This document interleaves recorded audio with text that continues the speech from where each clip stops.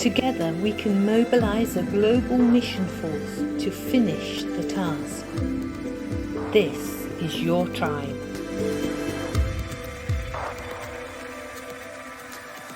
Welcome to our new program. This is called This Is Your Tribe. And we gather mobilisers around the world and all these beautiful minds and beautiful people that we have encountered with in the past years.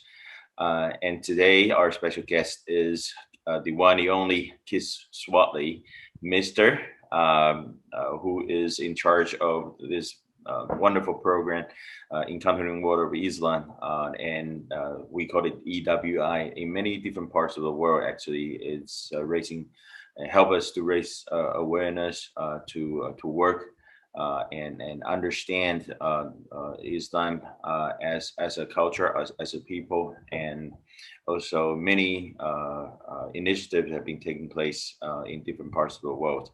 Welcome, Keith. Thank you. Glad to be here.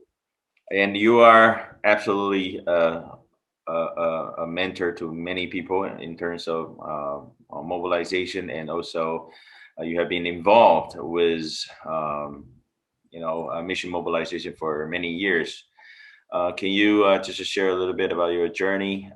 You have been such a wonderful friend through the years. I've been working with you in an EWI program, and also a few other things as well. We met a few times in different occasions, but I do know you're not just somebody we meet and in a mission conference. Hopefully not, and because that's the job of some people. It just jump from one conference to conference. Yeah. Hey, you're here again. I know you. I know. I see you that time. Yeah, I want to do that. I've been a mobilizer since 1992. My history and mission goes back earlier than that. I had the good fortune of being raised in a home of believers where my parents had missionary friends that were in our home. And so we had some global awareness, and missions was normal. Actually, missions was fun because of the stories that I heard from my mission kid friends and from my adopted uncles and aunts who had these fascinating stories about the Philippines and Vietnam and Nepal and Cameroon and Ivory Cote d'Ivoire and other places where they were working. And then I also had the good fortune of being in a church which had a strong missions focus. Each year had a week-long missions conference, great expositors of God's heart for the nations from the Bible, and just even growing up. But then I rebelled spectacularly in high school, even ran away from home. Why am I not surprised? Why are you not surprised? Yeah, I've always been a rebel and still am in some other ways. That was out of my own personal pain of nobody loved me, even though there was a great deal of love around me. And in, coming back to my family, coming back to my church and to Christ in the midst of that, a guy named Rick discipled me, and Rick led our church's first youth missions trip to East Africa in 82, and I was still too much of a reprobate to go in 82, but I went in 83 following after Rick. And that's where I first encountered Muslims, was in the city of Mombasa. And they were completely different than I thought they were going to be. They welcomed me into their home. They held me hostage, feeding me all sorts of wonderful food. And they were very interested, not just in me as a white person or an American, as a tourist, but also very interested in the Gospel of Luke's that I was handing out, because they had not received scripture portions of the Injil, which they treasured. But I was sort of bowled over by their questions. I was not prepared for their questions. No. Not just about Christianity. All my preparation and mission was to tell somebody how to become a Christian, not to tell them why I am a Christian. Yeah. But then they also were very intelligent, much more intelligent than I was at that point in terms of asking me about international monetary fund policy, of how it oppresses poor people and other stuff like that. So I came back from that mission trip, and in my engineering program, took all my electives in Arab and Islamic and African studies to learn more about the world that I hadn't really been exposed to. Most of my history up to that point had been European history, not global history. And then one of the other guys that I connected with is now the general director of the Frontier Ventures, Fran Pat. And I helped him coordinate perspectives and took perspectives. And that was a further formation in my mobilization direction. But I thought I was headed to the Muslim world as a church planter with Frontiers or another great group like that. Finished my engineering degree, and the advice that we were getting, being mentored, because I got married right after I graduated, was to take some time. When was that? Huh? When was that though? 87 is when I got married and graduated. Yeah. The So advice. you're at your late 20s, or how old are you? No, I was maybe 23. Okay. Yeah. Well, you have been experienced a lot, as and you're, I thought, with all that experience, you were already like 30 something, but you're like 23. No, Oh, I was just 23. I'm closer to 60 than 30. So a lot closer to 60. The advice we were getting from our sending church was to take a couple years and mature, continue to serve in the church, even live overseas, get some experience living overseas using my wife's skill in teaching English and my skill in engineering. And, through that, God took us to live 2 years in South Korea. And in South Korea, it was, we started doing some mobilization of Korean churches, taught some of the material that we'd learned in perspectives and in the church that I grew up in terms of God's heart for the world and stuff like that. But also we got to experience what it's like to be an alien and a stranger trying to access Christianity. Yeah, they go for the extreme. Yeah.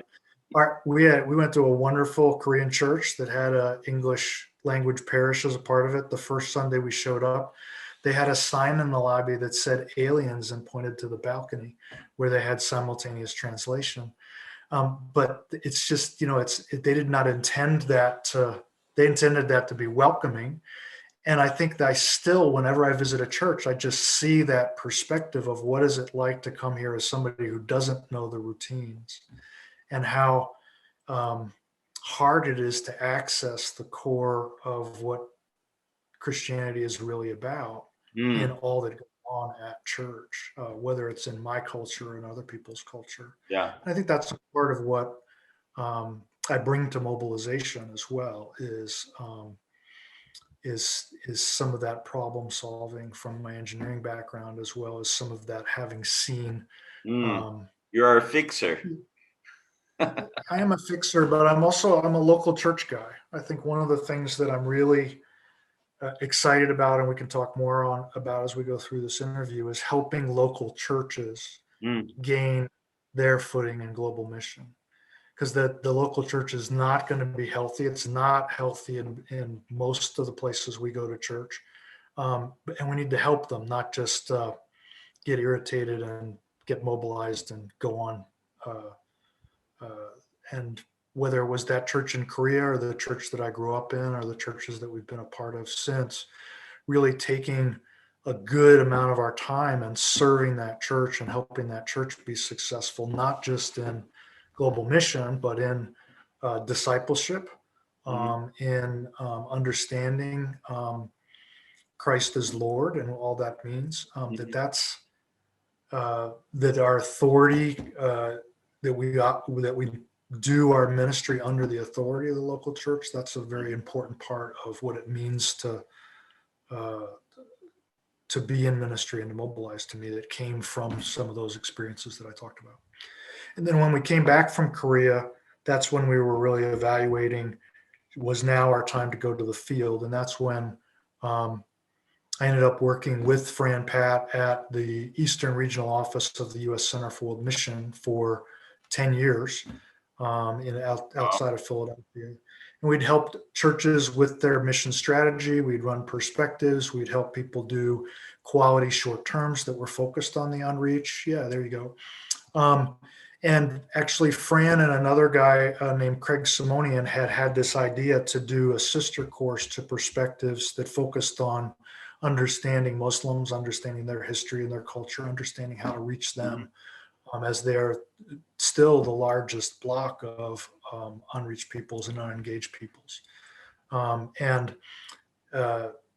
was helping them with that project, and then it became more and more my project as Craig went on to other things. And Fran says, I'm the boss, I tell you what to do. And it's become my sole focus. That we can talk a little bit more about that journey and the rest of it. But that's how I got started as a mobilizer. And then 9/11, doing Encountering the World of Islam before 9/11, Muslims weren't as much on people's agenda. Certainly not on North Americans' agenda. But that messy side job became the need for my sole focus after 9/11. And that's what moved us to Colorado, where we live, to be with a mobilization group that at the time was larger and more national and international in scope. That organization was then called Caleb Project, was taken over by Pioneers a few years later. And I've been with Pioneers since 2007. And I lead a team of people with Pioneers that work on EWI, but then we have global compatriots, including your brother in Taiwan and others that run EWI in 40 countries and 6 languages. And again, I would say that where I've positioned Encountering the World of Islam to be is not missionary training, pre-field training, though it gets used for that. But it's to come alongside the local church and help them discover God's heart for Muslims and the opportunities that they have, both locally and globally, in the same kind of transformational, experiential, educational experience that many of us have seen in courses like Perspectives on the World Christian Movement or Kairos. So how do you see EWI fit into the big picture of mobilization efforts? We know there's level 1, level 2, level 3, and sometimes people saying, you need to start from discovering and develop, and also the 3D is deploy, right? So Right. Where did you see this program is taking place? It's like a follow-up for the level 1 course, like Kairos and Perspective, or it should separate it to like, this is also level 1 because everybody should know something about Islam. Where do you see that fitting? Yeah, I really like the 3D model in terms of discover, develop, and deploy. And I think that there is mobilization that happens across that, and there's tools that help with that at different points and places. I would say that Encountering the World of Islam is both a discovery tool and a develop tool. What I mean by that is not everybody who takes EWI has already discovered God's heart for the nations. A percentage of people in every environment that we have Encountering the World of Islam have not yet discovered the joy of connecting with God's heart for all the nations, but they want to stop Muslims, or they want to counter Muslims, or they want to know how to not be afraid of Muslims.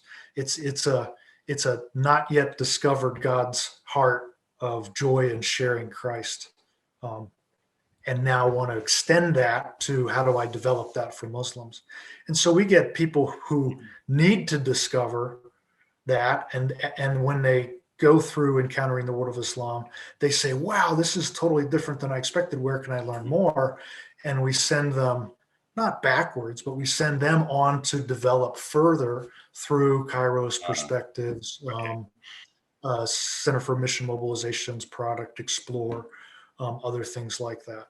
So we do some discovery in encountering the world of Islam. I would say maybe as much as a third of the people who go through EWI are really at that discovery level.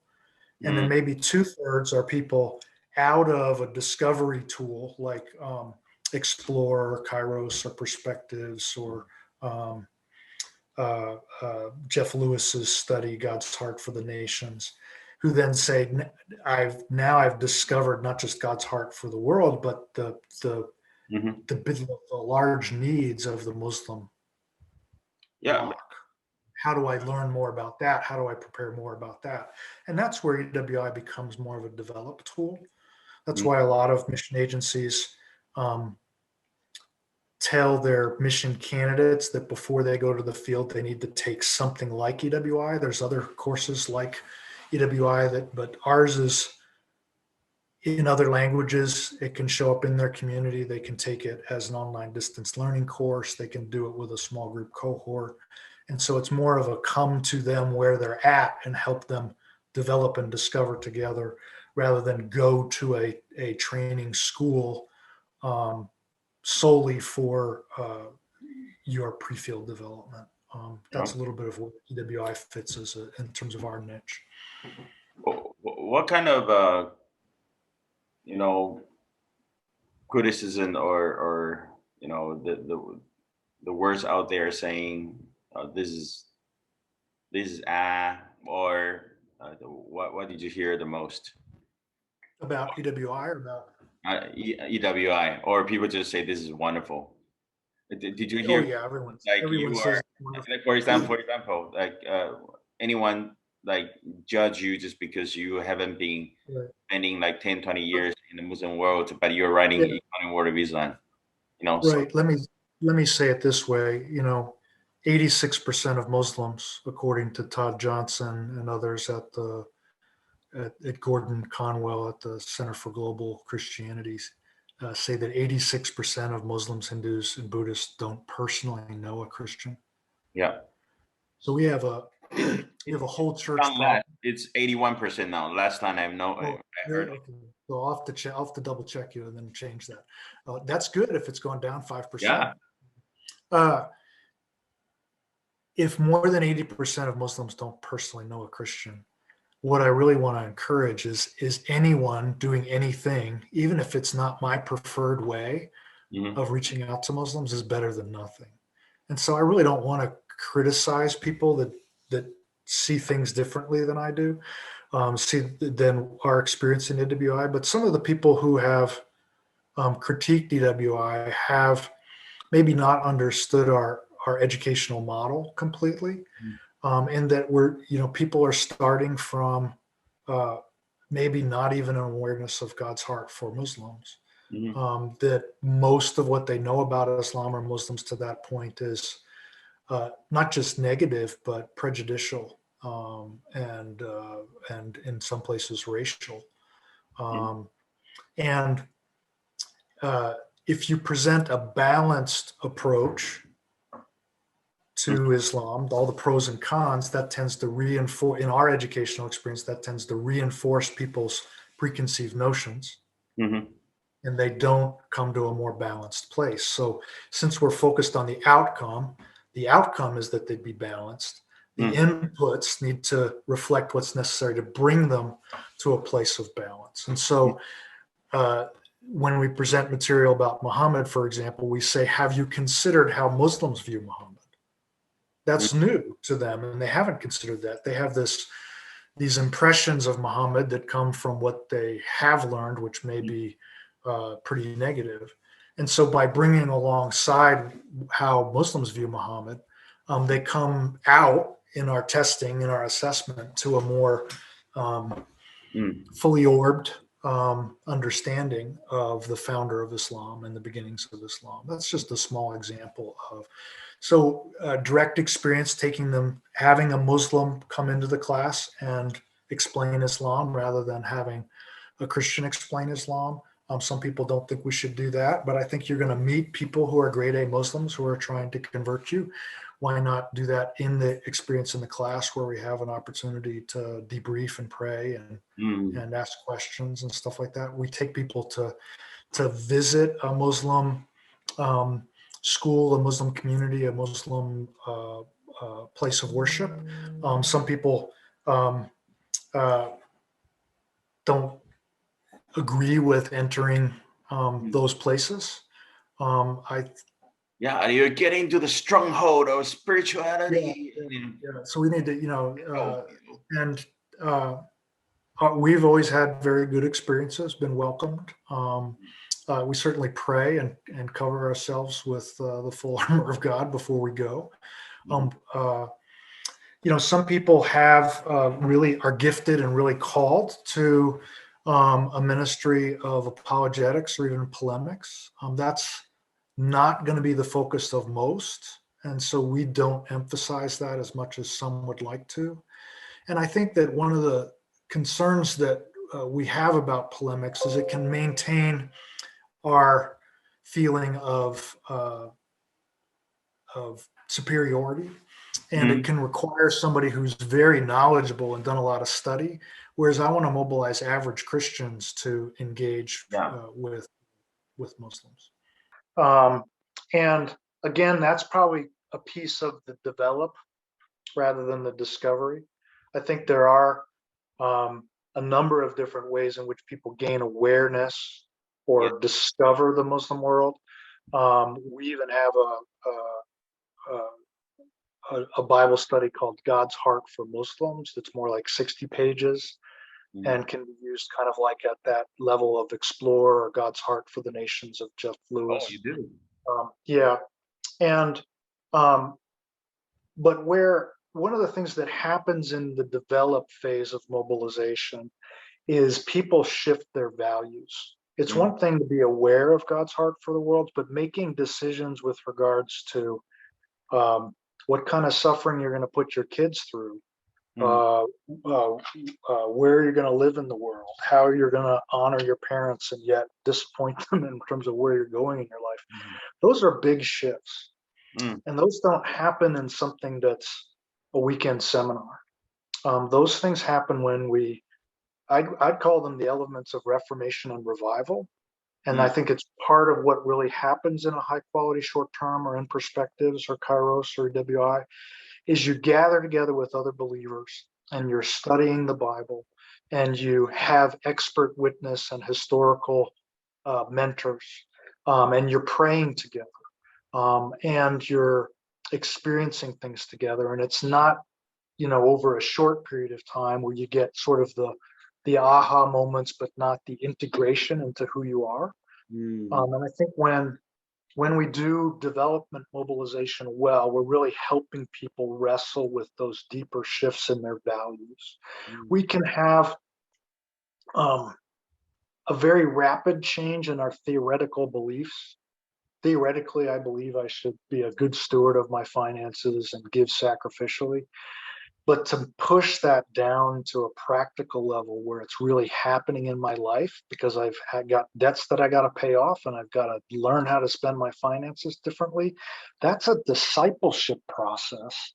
Yeah. And that's not going to happen in an awareness event. Yeah. So I think I am a big advocate of us not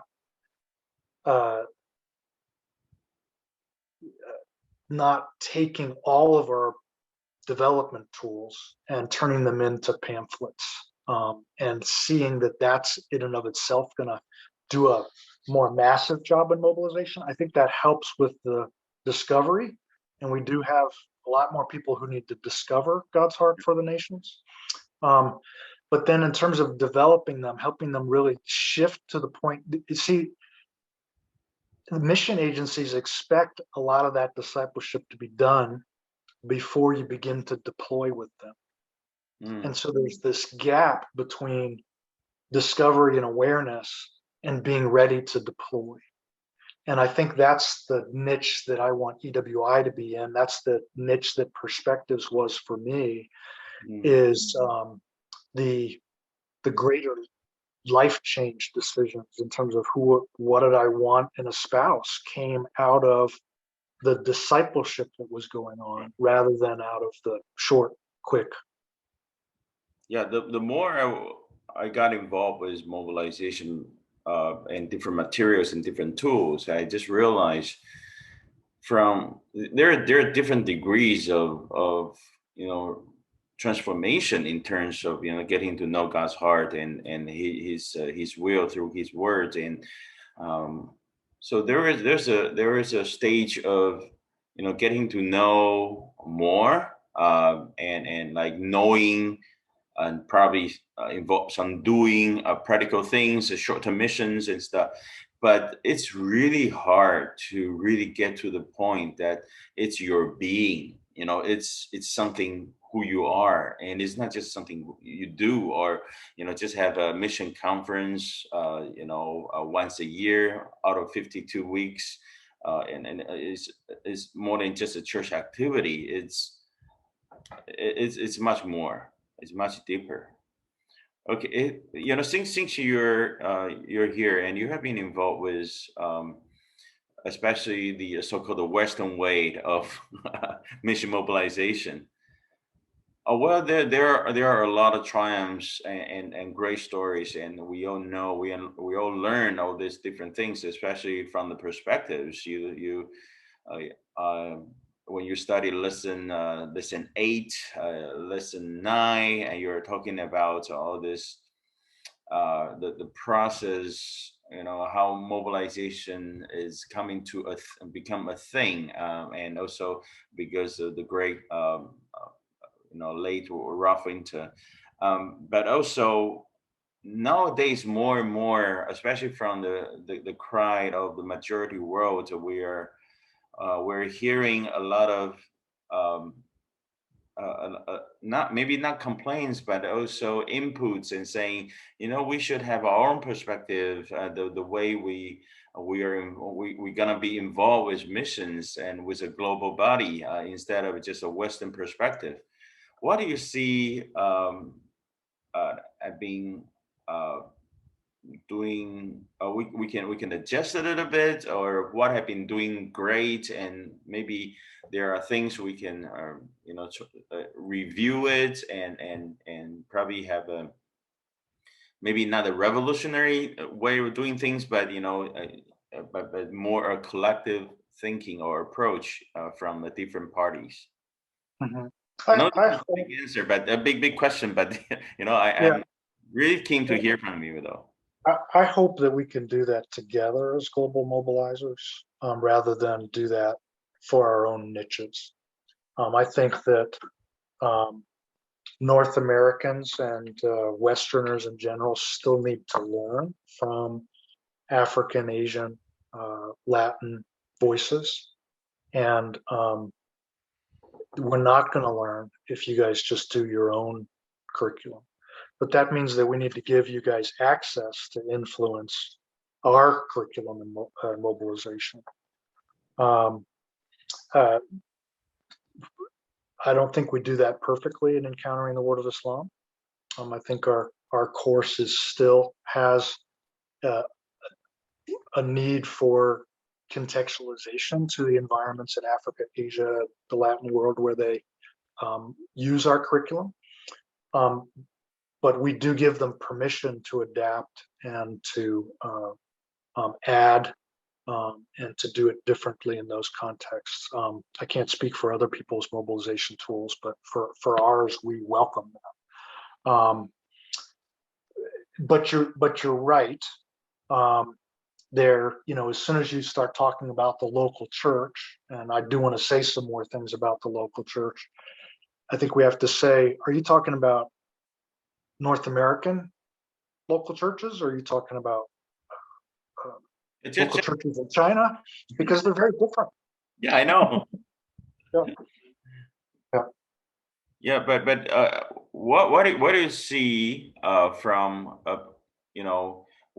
when we're doing mobilization, in the past we were talking about recruiting people and that people catching a vision and will be involved with your ministry, and then So there is ONF will be talking about China, Wycliffe talking about Bible translation, OM will be talking about the ship, and so when EWI comes in and say, oh, you guys are the the Muslim people, right? You're talking about that specifically, but Right. how do you see that as as mobilizers, we can actually work together and also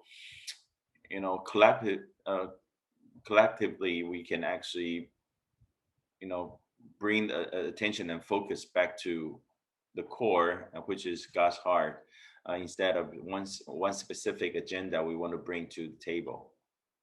Yeah, I thank you for asking me this question. It's a question I'm very passionate about, and one of the reasons why I really love the GMC and will always be a part of it and trying to contribute to it.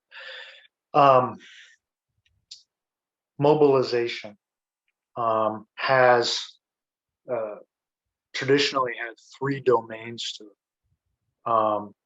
There has been the agency focus on sending, recruiting and sending. And that's often called the mobilization department, not just the recruiting department, right? And we do need to deploy more workers to the unreached. And one of the things that we've done really well as a mobilization movement is focus mission agencies, create new agencies, redeploy agencies to focus more on the 1040 window, Hindus, Buddhists, and Muslims. See that we've done a good job of reaching some of the other areas in Asia, Africa, and Latin America, and now we need to join them in the sending force. But I think one of the mistakes in mobilization is we've had too much of a focus on the sending domain in mobilization and not enough focus on the two other traditional domains. One of them is students. Whether it's the student volunteer movement or Urbana or any of the raw material for the next generation is going to be not just college students, but I would say students in middle school and high school as well. And I think that that's messy. And I think that some of the campus ministry groups have retained that focus, but to try to retain that focus in addition to their focus on evangelism, because so many in middle school, high school, and college are not being adequately evangelized in their the communities that they're growing up. It's hard for the big campus ministries to have the strong unreached peoples, God's heart for the nations focus, and the other focus it's hard for them to have too, which is a focus on honoring and building those students to the local church. And so we sort of have this real hard problem of students are being encouraged to jump the church and go straight to sending when we're mobilizing them. And the local church is not the engine of growth and sending, but then we want to turn to the local church to support and care for these people. And so I think mobilizing pastors of local churches needs much greater creativity and emphasis. Our mobilization tools need to come alongside the local church and help the local church not just be successful in mission, but successful in evangelism, successful in discipleship. If we as mobilizers are giving lip service to the church, just attending, maybe giving a little, but we're not really engaging and helping to lead in the local church, I think we're really missing the boat and have no right to complain about the anemia that we see in the local church.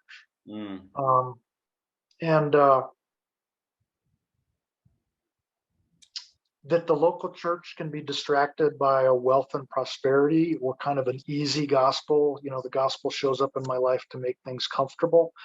That's a big problem when we then send people to hard places, because they haven't been prepared for a life of persecution. They haven't been prepared for a life of hardship. They don't see that as the joy set before them. They're not willing to subject their kids to that. But I think this goes back to the missing strategy of really what does it mean to mobilize the local church. And what I mean by the local church is the church that you go to as a mobilizer, the church that or denomination that you grew up in. When we talk about the church as a whole, then we start lumping in the parachurch ministries, the student ministries, the sending agencies, the global partners that we work with. I would ask all mobilizers to sort of examine their attitude towards their local church. Do they see their local church as an expedient to fund them? Do they see their local church as a place to raise their kids? What are they looking to the local church for? But then if the local church is the body of Christ in which we identify with in our baptism, identify with in communion, if they are the authority under which we serve, I think we need to recognize that a lot more, just like you said, the inclusion of the non-Western world in creation and adapting our tools to fit global needs. I think we need to we have not yet decoded how to come alongside a local church and not as mobilizers and not have the local church perceive us as a threat that's going to steal their best people and change their focus and not help them with the things that they're struggling. Yeah. From my experience, I think this is not an easy task, especially the tension has been there for years. Because when it comes to resources or it's always and prioritized. Which is more important, and especially in the direction of a church, like. Sometimes and often there's tension in between these. So following this, one last question for you. So can we still be optimistic, especially about the sincere collaboration between the efforts of different entities, different parties, like the church, individuals, agencies? We often say, this is something we need to do, but in reality, do you think we can still be optimistic? Yeah, I think my optimism comes from two different places. Well, there are probably more than two different places. Certainly, it comes from the Word of God in terms of seeing not just what's on God's heart, but what He's promised and what we see He will fulfill. It's whether or not my generation will be a part of that, or whether I will see that in my lifetime. Those are certainly open questions. I think we've seen a lot of progress too. More people are focusing on the Muslim world, for example, 10 times more than when I began in mobilization. Full-time workers among Muslims are still rare. We need more. But it's not as dire as it has been in the past. And more Muslims are coming to Christ. And that's not just because of more workers, that's also because of more prayer focused on the Muslim world. And so I think there are reasons from the Bible, reasons from what we see happening to be optimistic. But the other area where I'm optimistic is maybe a little bit more counterintuitive. I see a lot of threats to mobilization, threats to the health of the church, things that are tearing us away from the gospel. And I think that one of the things that particularly North Americans have suffered from is our affluence and our comfort. And when those things get torn, we may lose some chaff, but we're going to have a winnowing of what's really important to us. And I think that's when the church revives. The church doesn't revive out of revival. The church revives out of degradation and dissipation and difficulty. And so rising persecution, rising intolerance towards the exclusiveness of the gospel, I think these are threats that we're going to have to face. And It could be in other parts of the world, it could be authoritarian regimes. In other parts of the world, it could be disease and grinding poverty. These threats are not obstacles to our mobilization or to our mission. They are the prerequisites to our mobilization and our mission. That's a very interesting perspective. I think, especially under such under pandemic in such a time as this, we definitely need to learn something from the from the last 2 years. I mean, or else it's all this trouble and not able to be traveling, lockdowns, and all this turmoil within the structure of the church will be in vain. We definitely need to learn something out of this, especially as mobilizers. Yeah. Thank you very much, Keith. Appreciate your time. We are talking for this program called "This Is Your Tribe," and this is definitely a mobilizers community, dialogue between not just between us, and I believe there will be a lot of people benefit from our conversation. Thank you very much, and God bless you, and enjoy the rest of your week.